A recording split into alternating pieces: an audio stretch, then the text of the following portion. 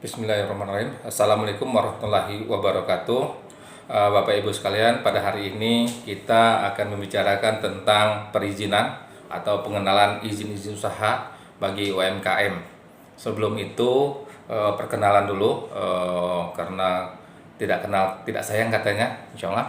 Perkenalan dulu, nama saya Desnarson Madianto, lengkapnya. Biasa dipanggil, kalau teman-teman manggil saya Pak Des.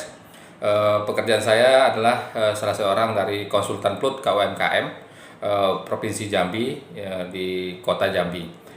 Kita di bawah Dinas Koperasi dan UMKM Provinsi Jambi. Baik Bapak Ibu sekalian, pada hari ini akan kita bicarakan tentang pengenalan izin usaha bagi UMKM. Pengertian UMKM itu sendiri, nanti kita setelah bicara UMKM, tapi Bapak Ibu sendiri tidak paham apa itu arti UMKM. UMKM itu adalah kepanjangan dari usaha mikro, kecil dan menengah. Jadi UMKM usaha mikro, kecil dan menengah.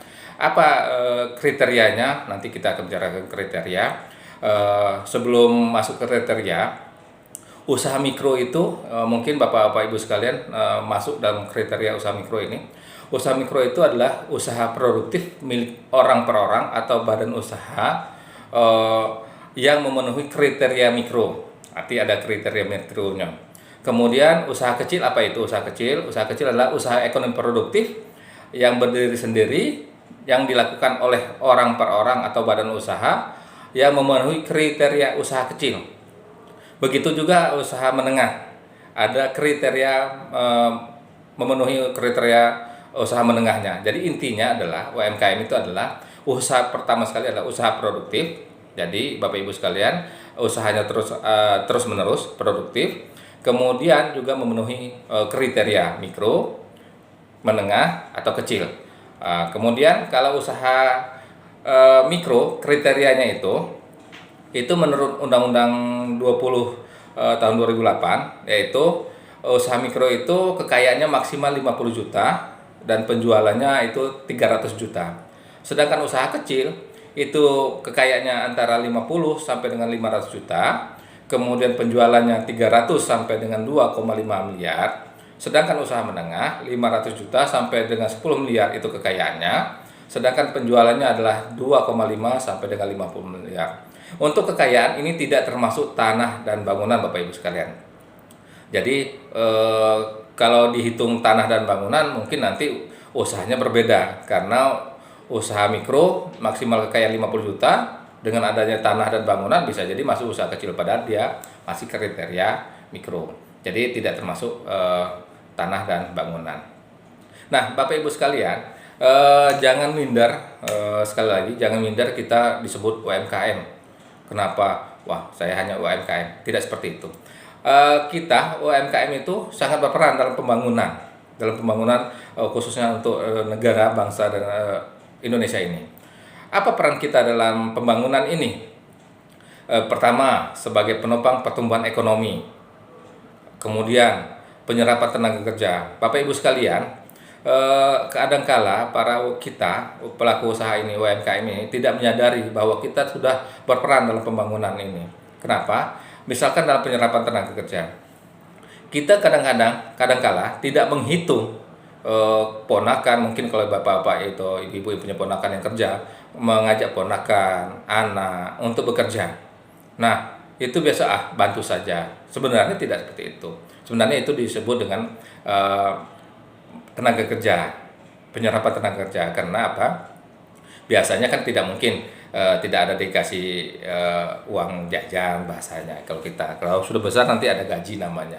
Nah, diharapkan dengan makin besarnya usaha kita, maka kita bisa jelas merekrut tenaga kerja. Jadi itu sudah membantu pemerintah dalam penyerapan tenaga kerja. Kemudian memeratakan tingkat perekonomian rakyat kecil. Kenapa? Karena UMKM ini berada di seluruh pelosok desa, kecamatan, RT, ada semua. Jadi perekonomian itu merata. Karena apa? Karena UMKM ada di mana-mana. Kecuali kalau perusahaan besar biasa hanya di kota-kota besar atau di ibu kota kecamatan. Nah, kalau UMKM insya Allah sampai ke RT-RT, mungkin ibu-ibu yang usaha di RT-RT, nah itu termasuk UMKM. Nah, kemudian bagaimana UMKM yang baik? kan gitu. Setelah kita berbicara peran kita, kita ini punya peran yang besar. Nah, tentu kita juga ingin menjadi UMKM yang baik, ya kan? Bagaimana caranya kita menjadi UMKM yang baik? Yang jelas, pertama, kita punya rencana bisnis. Maksudnya adalah kita tidak menonton hanya seperti ini saja. Seperti dulu mungkin ibu-ibu atau mungkin ibu-ibu juga pernah melakukan membicarakan ini. Saya dari dulu seperti inilah. Saya dari dulu seperti inilah. Orang tua saya dulu seperti inilah. Kami tetap makan. Anak-anak saya tetap sekolah. Dan orang-orang suka dengan yang saya buat. Nah, kalau seperti itu artinya kita hanya menonton, hanya itu ke itu saja. Tidak ada punya ingin besar, lebih besar lagi gitu.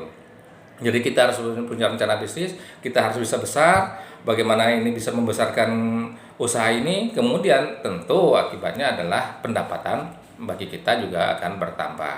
Jadi kita harus punya rencana bisnis yang jelas. Setelah 2 tahun lagi, saya sekarang ini aset saya, penjualan saya hanya sebatas lingkungan saja. Mungkin 6 bulan lagi saya harus masuk ke swalayan. 1 tahun saya harus masuk ke Indomaret misalkan, Alfamart misalkan, swalayan modern misalkan, seperti itu. Itu untuk menjadi yang baik. Artinya kita punya rencana bisnis. Kemudian punya sumber daya yang jelas dan terlatih. Maksudnya adalah sumber daya yang jelas dan terlatih ini, misalkan ibu-ibu pembuat kue, misalkan ibu-ibu pembuat kue. Ada suatu instansi, misal PNM inilah. PNM mau ngadakan acara kegiatan, kemudian pesan kue dengan ibu. Kue ibu, tolong pesan saya untuk PNM 500 kotak. Wah, ini banyak, kata kita kan UKM. Oke Pak, deal. Nah, pada saat deal, jika ibu tidak punya sumber daya yang jelas dan terlatih, maka akan keteteran sendiri saat pembuatan itu. Mungkin pembuatan oke. Nah, saat pengepakan, membuat kotaknya dan sebagainya, nah itu akan bermasalah karena SDM ibu, tenaga kerja bahasanya itu, sumber daya itu kan bisa jadi tenaga kerjanya ibu tuh kurang jelas, artinya main copot-copot saja. Nah, dan kurang terlatih. Jadi kalau kotak itu kan perlu walaupun sudah ada garis-garisnya, tetap akan dibuat bagus-bagus gitu kan Bu ya. Nah, tidak bisa langsung penting jadi kotak gitu, tidak bisa seperti itu. Jadi punya sumber daya yang jelas dan terlatih. Insya Allah ibu-ibu sudah punya orang-orang yang bisa, kalau ada permintaan yang cukup besar, akan mengambil orang tersebut gitu. Kemudian mempunyai atau mengikuti perkembangan teknologi. Nah, ini penting Bu, mengikuti perkembangan teknologi. Saat pandemi ini, penjualan biasanya akan menurun, apalagi awal-awal kemarin. Orang bukan tidak mau membeli karena takut dan sebagainya, mengurangi jajanan, kemudian dan sebagainya. Nah, kita harus sebagai UMKM harus mengikuti perkembangan teknologi. Sekarang ini penjualan online. Bagaimana sih menjual online? Misalkan di Lazada, kita sebut saja seperti itu, Bukalapak dan lain-lainnya. Nah, itu juga kita perlu perhatikan, mengikuti. Bapak Ibu sekalian mungkin punya Android, nah itu bisa digunakan. Bagaimana caranya? Nanti kita bicarakan khusus untuk membicarakan penjualan online. Nah, yang terakhir adalah bagaimana UMKM yang baik itu. UMKM yang baik itu harus mempunyai legalitas. Nah, ini kita bicarakan nanti masalah perizinan. Kenapa mempunyai legalitas? Ya, karena sesuatu hal harus ada izinnya. Nah, legalitas usaha, apa sih legalitas usaha itu? Nah, legalitas usaha adalah usaha yang berdiri dan bergerak dalam bidang apapun telah dinyatakan sah secara hukum oleh pemerintah. Jadi, kalau legalitas sah secara hukum. Nah, apakah selama ini tidak sah? Ya, kalau secara hukum tidak sah kalau Bapak Ibu belum mengurus legalitas. Tapi kalau sudah mengurus legalitas artinya sudah sah, diakui oleh pemerintah. Seperti itu. Jadi kita masuk ke pembicarakan izin usaha. Nah, pentingnya legalitas itu adalah karena sudah diakui oleh pemerintah. Mengapa perlu legalitas? Nah, kan gitu Bu. Kalau kita ngurus tapi tidak ada gunanya, ya kenapa harus diurus, kan gitu. Nah, mengapa perlu legalitas? Yang jelas untuk pertama sekali legalitas ini diperlukan karena untuk mendapatkan kepastian hukum, untuk mendapatkan kepastian perlindungan hukum. Kenapa? Karena kita sudah sah. Jadi misalkan sudah ada surat izinnya, loh, kamu tidak boleh produksi. Kenapa? Kami sudah ada surat izinnya. Jadi sudah secara hukum kita dilindungi. Kemudian untuk mendapatkan kemudahan dalam pembinaan dan pemberdayaan dari pihak-pihak terkait dalam pengembangan usaha Bapak Ibu sekalian. Maksudnya adalah misalkan ini pembinaan dan pemberdayaan itu kan kalau misalkan kalau kita contoh kami lah Plut KUMKM di bawah Dinas Koperasi ini. Jika Ibu pengurusan salah satu izinnya, nanti kita bicarakan tentang izin IUMK. Misal Ibu mengurus izin, ini kan izin. Nah, tentu data-data Ibu ada dengan kami. Nah, dengan adanya data-data itu mungkin akan kita gunakan nantinya untuk pembinaan dan pemberdayaan. Misalkan, oh Bu, ini ada kegiatan bazar misalkan. Bu, ini Ibu kemasan kurang bagus sehingga ini perlu diperbaiki kemasannya. Nah, dengan ada data itu kita yang kemasan yang perlu perbaikan kemasan adalah Ibu ABC, Ibu Yuni, Ibu Pak Ali misalkan. Sedangkan untuk pemasaran yang lebih bagus adalah Pak Budi misalkan atau Pak Mukhtar misalkan, seperti itu. Nah, itu jadi kita bisa melakukan pembinaan dan pemberdayaan. Kemudian yang terakhir adalah mengapa kita perlu legalitas, yaitu kemudahan dalam akses pembiayaan.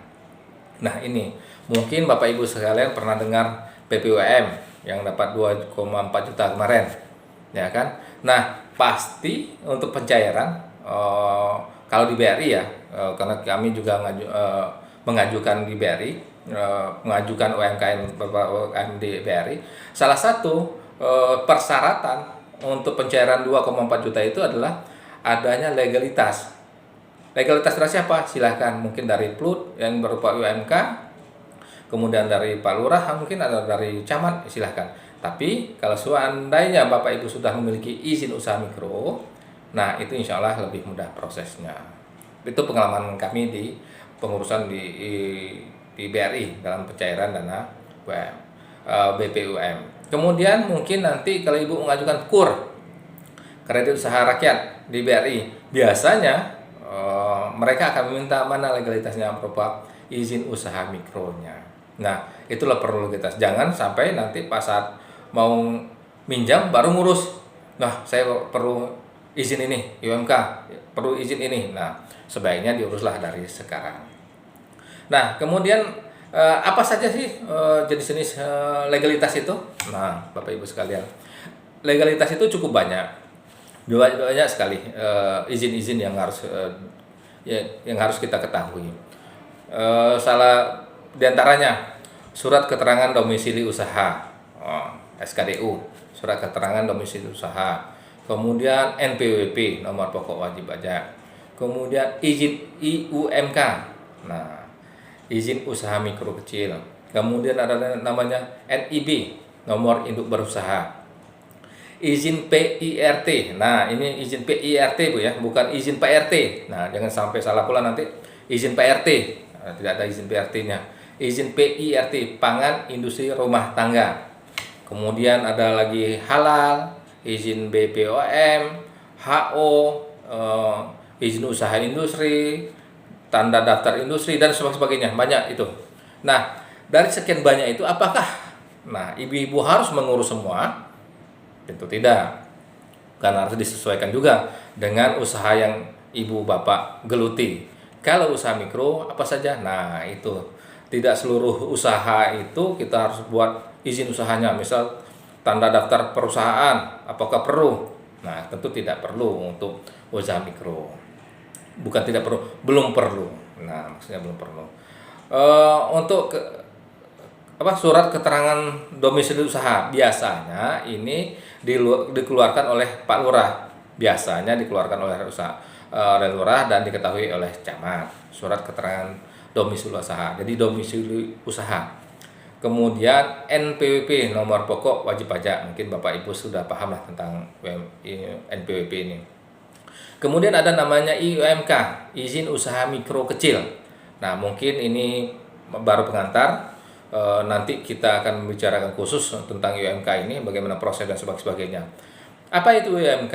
UMK adalah tanda legalitas kepada seseorang atau pelaku usaha atau kegiatan tertentu dalam bentuk izin usaha mikro dan kecil. Jadi UMK itu adalah legalitas awal sekali untuk para ibu-ibu pelaku UMKM. Nah, apa syaratnya? Nah, syaratnya KTP, KK, kemudian pas foto, kemudian ada form yang harus diisi nantinya. Kenapa perlu UMK? Ya, sangat perlu karena ini izin awal untuk ke tahap selanjutnya. Prosesnya bagaimana? Prosesnya nanti kita bicarakan. Kemudian adanya namanya nomor induk berusaha. Apa sih itu nomor induk berusaha? Nomor induk berusaha adalah kebijakan dari pemerintah untuk memudahkan pelaku usaha dalam mengurus dan mendapatkan izin usaha. Nah, misalkan ibu pelaku UMKM membuat keripik. Nah, nanti saat ibu keripik harus membuat PIRT namanya, kemudian halal. Nah, untuk pengurusan PIRT halal ini harus memiliki NIB, nomor induk berusaha. Pentingnya NIB ini. Biasanya UMK dan NIB ini satu paket. Kemudian ada namanya lagi PIRT, pangan industri rumah tangga ini. Yang bukan dari PRT tadi Pak ya. Ini pangan industri rumah tangga. Apa itu PIRT? Mungkin Bapak Ibu sekalian mungkin kalau perhatikan ada makanan di swalayan itu nanti kan ada tulisan itu di bawah itu PRT nomor sekian gitu kan, nomor tutut gitu. Nah, apa itu PRT? PRT adalah sertifikat izin pangan industri rumah tangga yang dikeluarkan oleh bupati atau wali kota melalui dinas kesehatan. Nah, jadi bagaimana pengurusannya nanti di dinas kesehatan. Setelah melalui dinas kesehatan nanti melalui ASS keluar nomornya, nah mungkin nanti bisa ibu ke PLUD, kita proses untuk selanjutnya. Tapi untuk pendaftaran awal di dinas kesehatan. Kemudian untuk PRT ini ada catatan Bu. Apa catatannya? PIRT pangan industri rumah tangga akan diberikan jika proses produksi telah memenuhi syarat dan standar keamanan yang telah ditentukan. Nah, ini ada proses produksi dan yang telah memenuhi syarat dan standar keamanan. Bagaimana itu standar proses produksi yang memenuhi syarat? Nah, misalkan ibu membuat kue adonan. Nah, biasa kan pembuat kue itu ada telur, salah satu bahannya maksudnya. Salah satu bahannya mungkin ada telur, ada tepung dan sebagainya. Nah, seandainya telur itu kan biasanya jarang sekali itu walaupun bersih, tetap itu namanya telur keluar dari ayam. Biasa kan belum dicuci oleh perusahaan. Nah, jangan sampai letak telur itu bersebelahan dengan gandum misalkan, dengan tepung dan sebagainya seperti itu. Nah, itu memenuhi syaratnya, proses produksinya memenuhi syarat. Tempatnya jangan berdekatan maksudnya. Nah, nanti kita bicarakan tentang PRT. Ini kita bicara tentang apa-apa saja legalitas usahanya. Kemudian ada halal.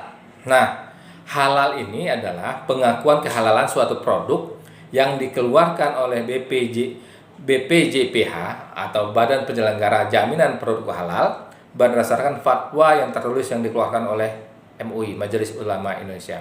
Kalau tadi PIRT itu dikeluarkan pengurusan melalui Dinas Kesehatan, untuk halal ini melalui BPJPH atau tepatnya Kementerian Agama. Nanti ada badan lagi di dalam itu di Kementerian Agama itu. Tapi datang saja di Kementerian Agama, insya Allah nanti ditunjukkan di mana sih bisa pengurusan halal. Nah, tadi PRT di Dinkes, halal di Departemen Agama. Kemudian ada lagi namanya izin-izin itu adalah izin BPOM. Apa itu? Nah, BPOM ini adalah perizinan edar. Perizinan berupa izin edar produk pangan yang diproduksi oleh industri dalam negeri yang lebih besar dari skala rumah tangga atau industri yang menghasilkan produk pangan yang wajib memiliki izin edar. Nah, Ibu Bapak Ibu sekalian, mungkin nanti kalau Ibu perhatikan di swalayan besar, itu nanti di kemasan itu biasanya ada tulisan di bawah itu atau di atasnya itu adalah tulisan bermacam-macam itu. Salah satunya adalah MD. Nah, itu ada namanya PRT. Nanti PRT nomor sekian gitu kan. Ada logo halal biasanya seperti itu kan. Nah, kemudian bawah itu ada MD nomor si titik. Nah, itu adalah dari BPOM. Nah, bagaimana prosesnya juga ya nanti kita ke BPOM. Insya Allah bisa kita bantu prosesnya bagaimana supaya bisa pengurusan ini BPOM. Misalkan ibu usaha apa usaha sabun itu tidak bisa kita mengurusnya izinnya PRT-nya di Dinkes, harus ke BPOM seperti itu. Kemudian madu. Nah, madu ini ada dua versi. Kalau ibu madu murni bisa di PRT. Tapi kalau sudah ada campuran madunya, nah itu harus di BPOM gitu. Kalau madu murni masih bisa di Dinkes. Nah, tapi ada informasi terakhir katanya madu pun harus di BPOM. Mungkin nanti kita bicarakan lebih jauh. Nah, bagaimana dan kemana pengurusan legalitas? Tadi kita bicarakan legalitas dasar bagi pelaku usaha mikro UMKM, mikro dan kecil. Apa saja? Pertama UMK, kemudian NIB, kemudian apalagi PIRT, kemudian BPOM, kemudian halal. Nah, ini yang cukup krusial yang harus sebaiknya dimiliki oleh pelaku usaha. Sebaiknya dimiliki oleh pelaku usaha makanan, khusus makanan Bu ya, karena halal itu kalau industri kerajinan tidak mungkin menggunakan halal. Nah, seperti itu. Kemudian bagaimana dan kemana pengurusan legalitas? Pengurusan perizinan ini sekarang ini melalui OSS namanya. OSS apa tuh namanya? Online Single Submission, OSS. Intinya adalah melalui jaringan internet lah Bu, itulah OSS. Jadi perizin adalah perizinan berusaha yang diterbitkan oleh lembaga OSS untuk dan atas nama menteri, pimpinan lembaga, gubernur atau bupati wali kota kepada pelaku usaha melalui sistem elektronik yang terintegrasi. Nah, ini dikeluarkan oleh atau ditandatangani oleh gubernur, wali kota, kemudian menteri dan sebagainya. Kalau UMK itu ditandatangani oleh kementerian. Kemudian untuk PRT itu ditandatangani oleh wali kota atau bupati, seperti itu Bu. Apakah nanti ada tanda tangan? Tidak. Nanti ada namanya KeyCode, barcode, model barcode itu Bu. Di bawahnya itu KeyCode. Nah, kemudian dalam pengurusan legalitas usaha, tidak semua jenis legalitas harus dimiliki oleh sebuah usaha mikro. Legalitas yang disiapkan juga tergantung dari jenis usahanya. Dari tadi kita bicara beberapa jenis usaha, maksudnya legalitas tidak seluruhnya harus kita miliki. Misalkan tadi tanda daftar usaha itu tidak perlu, artinya belum perlu kita miliki. Kemudian apakah perlu surat izin usaha perdagangan misalkan. Nah, kalau masih mikro kita perlu tapi belum saatnya. Nah, yang perlu apa? Yang perlu untuk saat ini jika ibu ingin pengembangan usaha adalah IUMK. Kalau surat keterangan domisili usaha tadi saat ini telah digantikan dengan IUMK. Jadi kalau ibu sudah memiliki IUMK, arti tidak perlu lagi pengurusan itu ke kantor camat. Kalau dulu pengurusan memang di kantor camat, sekarang bisa di kantor kita di Plut KUMKM. Jadi apa saja yang perlu untuk pelaku usaha, ibu-ibu sekalian, ibu bapak sekalian, yang perlu adalah izin usaha mikro kecil IUMK, kemudian NIB.